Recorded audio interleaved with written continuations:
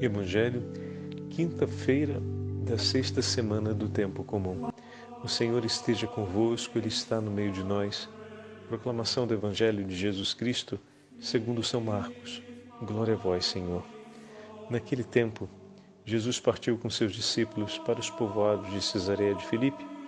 No caminho perguntou aos discípulos: quem dizem os homens que eu sou?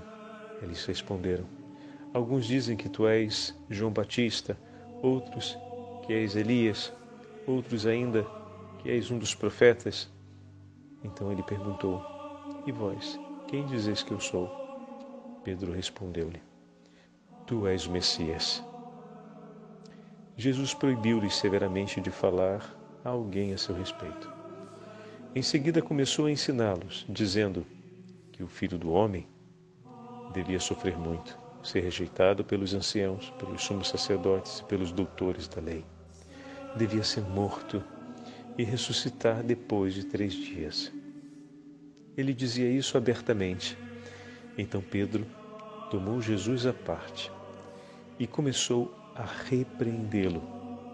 Jesus voltou-se, olhou para os discípulos e repreendeu a Pedro, dizendo: vai para longe de mim, Satanás. Tu não pensas como Deus, e sim como os homens. Palavra da salvação. Glória a vós, Senhor. Quinta-feira da sexta semana do tempo comum, em nome do Pai, do Filho e do Espírito Santo. Amém.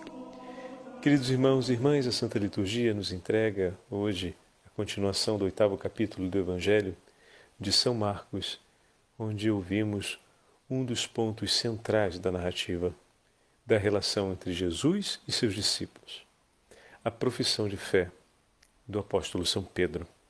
Falávamos desde o 4º capítulo a respeito desse ponto de referência dentro da sequência do Evangelho de Marcos. Após o caminho crescente, em que o Senhor se dá a conhecer em intimidade a seus discípulos, chega um momento em que o próprio Senhor coloca diante deles a questão. Jesus partiu com seus discípulos, mais uma vez, para o povoado, agora de Cesareia de Filipe. E no caminho, ele então pergunta a seus discípulos: quem dizem os homens que eu sou? E eles respondem aquilo que já ouvimos ao longo desses últimos capítulos. Uns acreditam ser João Batista, como disseram a Herodes. Outros acreditam que seja Elias, um dos profetas. E vós, finalmente pergunta o Senhor.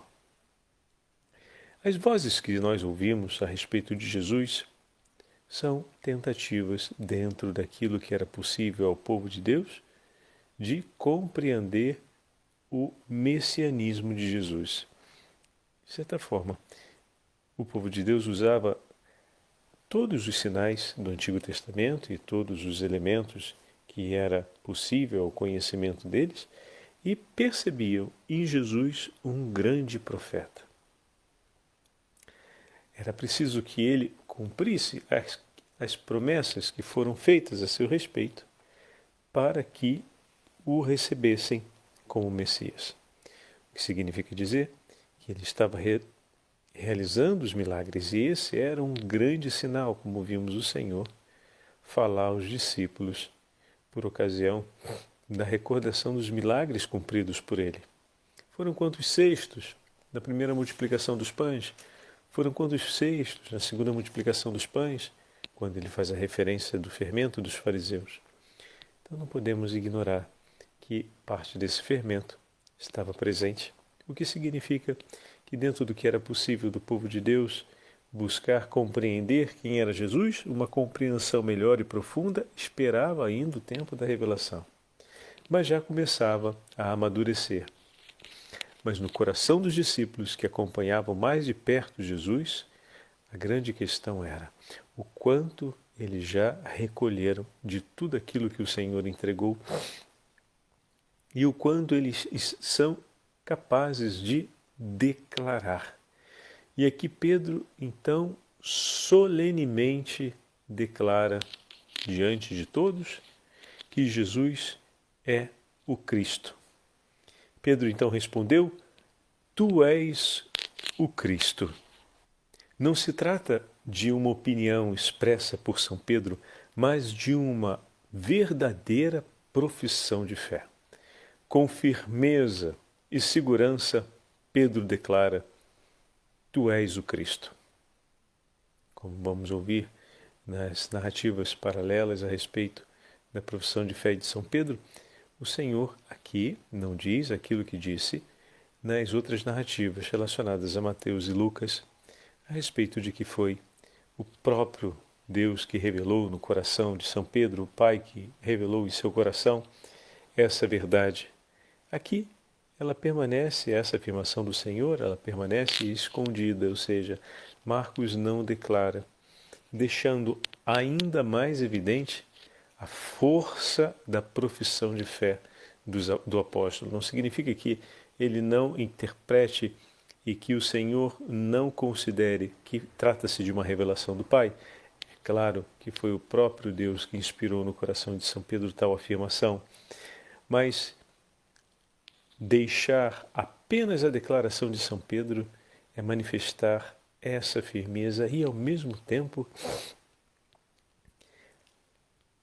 mostrar-nos que essa firmeza de Pedro e de seus sucessores confirma a fé do inteiro povo. A declaração firme de São Pedro, a sua confissão, a sua profissão de fé, ela se torna forte e vigorosa para que tantos outros possam declarar também a fé. É o testemunho forte e vigoroso que alicerça a profissão de fé do povo de Deus. Se olhamos com atenção, na sequência, no versículo 30, o Senhor proíbe severamente de falar a alguém a seu respeito. Parece contraditório o Senhor não querer que fale. Bom, antes de mais nada, não podemos ignorar que a advertência que o Senhor fez a respeito do fermento dos fariseus é uma advertência coletiva. O que significa dizer? Não se refere somente aos discípulos, mas a todos. Aqueles que de alguma forma foram ensinados e formados por eles. O que significa dizer que esse fermento está em toda parte e é preciso tomar cuidado. Ao estabelecer essa restrição ou esse limite, Jesus não é que não queira que se anuncie, mas Marcos aqui nos adverte que o anúncio ainda não está completo. Ainda não chegou a hora desse anúncio. Porque também os discípulos esperavam um messianismo segundo a tradição dos antigos. E era preciso conhecer ainda como o Senhor é Messias, o servo sofredor, o Filho do homem que veio para se entregar pela salvação de seu povo. Tanto que no versículo seguinte, Jesus faz o primeiro anúncio da paixão diante da profissão de fé de Pedro e escolhe não a expressão Cristo, mas a expressão o Filho do Homem, que está mais relacionada à identidade do seu messianismo, marcado pelo profeta Isaías, pelas narrativas do profeta Isaías, do servo sofredor. E começou a ensinar-lhes. Então, após a confissão, a profissão de fé de São Pedro, o Senhor lhes ensina, ou seja, conduz eles na estrada, que é a estrada que vai levá-los à compreensão do Salvador, que é o Messias que escolhe a condição de servo sofredor e diz: o Filho do Homem, que ele escolhe para si esse título, nosso Senhor escolhe esse título como um título mais repetido na Sagrada Escritura, nos Evangelhos a respeito dele. O Filho do Homem deve sofrer muito, ser rejeitado pelos anciãos, pelos chefes dos sacerdotes, pelos escribas, por fim ser morto. A tragédia do anúncio da paixão, ela é desconcertante. Como podem os homens desejar a morte do seu próprio Salvador? Como podem os homens virarem as costas para aquele que veio de junto do Pai? Como podem os homens, vendo tudo o que o Senhor realiza, não acreditarem nele? E assim a gente está fazendo uma gradualidade, né? Como podem os homens, diante de Cristo, não perceberem que ali está a presença de Deus? Entretanto, ele deverá passar por isso. Ele escolhe passar por isso. O Senhor abraça toda a nossa humanidade na sua capacidade de compreender a profundidade do mistério e na sua limitação em compreender. Uma capacidade que não é própria da natureza, senão permanecendo iluminada pela ação de Deus. E assume também a consequência, não do sucesso dessa natureza que, iluminada pela ação de Deus, reconhece a presença do próprio Deus, mas ele assume também a consequência dessa natureza que, ignorando a luz do Espírito Santo ou se rebelando contra ela, termina por ignorar o próprio Deus e a sua presença. O Filho do Homem é aquele que, depois de 3 dias, ressuscitará. É aquele que toma sobre si as dores, as consequências dessa rejeição. Toma sobre si as consequências dessa rejeição, desse peso. É levado ao extremo. Lhe é arrancada a própria vida.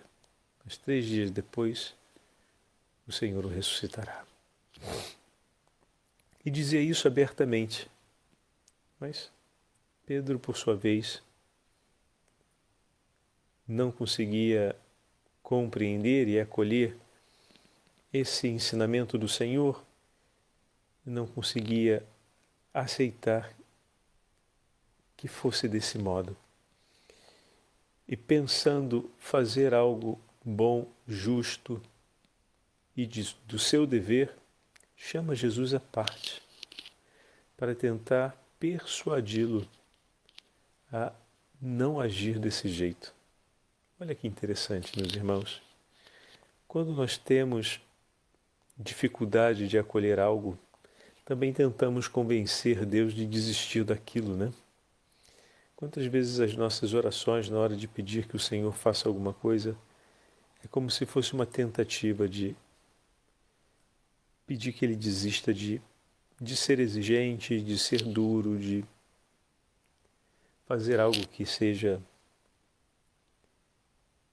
desagradável. Às vezes a gente passa por algumas situações que são bem desagradáveis, mas temos até a clareza de que o Senhor nos concede essas situações.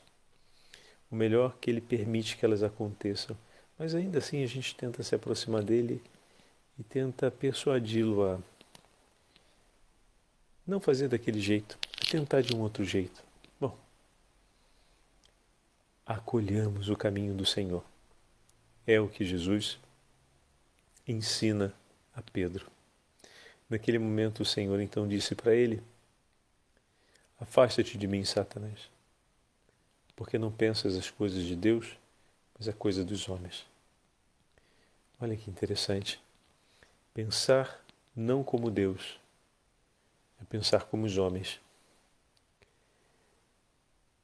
Existe um modo de pensar em nós que pode ser oposto ao modo como Deus pensa. O que significa dizer que temos uma forma de ver as coisas e podemos ser persuadidos a ver as coisas desse jeito.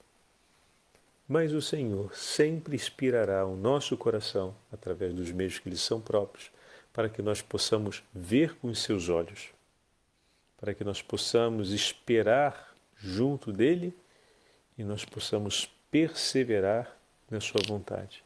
Porém, não podemos ignorar que existe um modo nosso de ver as coisas e que o inimigo, de certa forma, vem aliciar esse modo, ou seja, vem excitá-lo e estimulá-lo.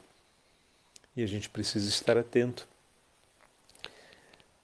Pedro chama à parte o Senhor e tenta raciocinar com ele, ou seja, convencê-lo de algo melhor.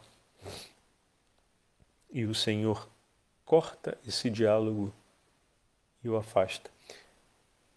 A mesma medida de não dialogar que o Senhor teve lá em Lucas 4, quando o demônio veio tentá-lo, é a mesma medida que ele admite agora, quando Pedro chama à parte e tenta, de certa forma, persuadi-lo a não. Pedro, chamando-o de lado, começou a recriminá-lo e o Senhor corta. Não tem diálogo. Se não é para cumprir a vontade do Pai, eu não quero nem ouvir. Nossa, mas como Jesus é radical. Nossa, que insensibilidade. Nossa, que rigidez. Não é rigidez aqui. Aqui é decisão. Isso não é rigidez, isso é decisão. É um homem decidido. Um homem que tem clareza e não perde tempo. Se isso não vem de Deus e não me leva para Ele, eu não quero nem papo. Não é rigidez.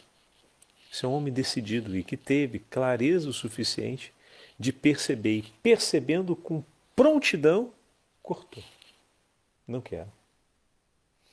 Às vezes nos falta exatamente isso. Temos tudo para sermos homens e mulheres de decisão, mas não somos.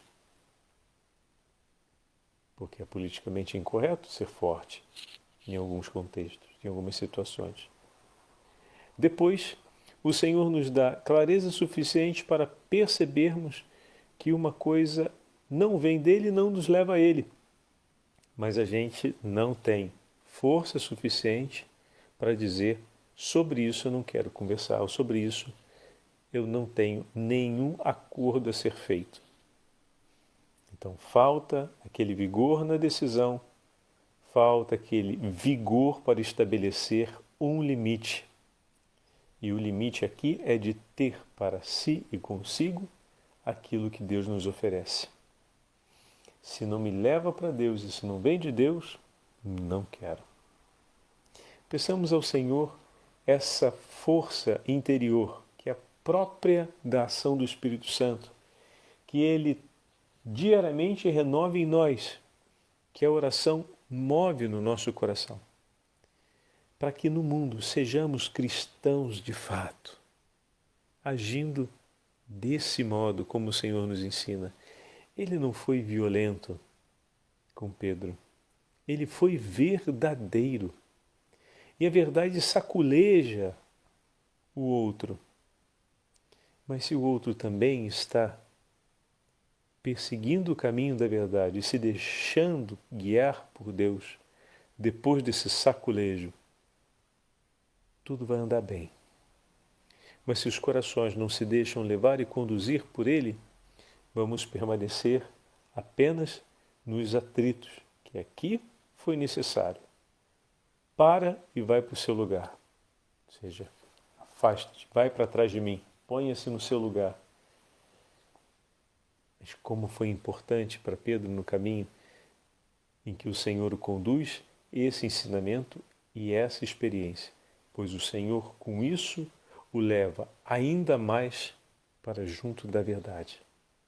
E que o bom Deus possa realizar quantas vezes for necessário na nossa vida esses cortes, essas correções, esses ajustes que vão fazendo parte da nossa caminhada para que a gente persevere no caminho da verdade e da verdadeira fé. O Senhor esteja convosco, Ele está no meio de nós. Pela intercessão dos 7 fundadores servitas e de São Lucas e do Beato Lucas, amigo de Santo Antônio, abençoe-vos o Deus Todo-Poderoso, Pai, Filho e Espírito Santo. Amém. Ó Maria concebida sem pecados, rogai por nós que recorremos a vós.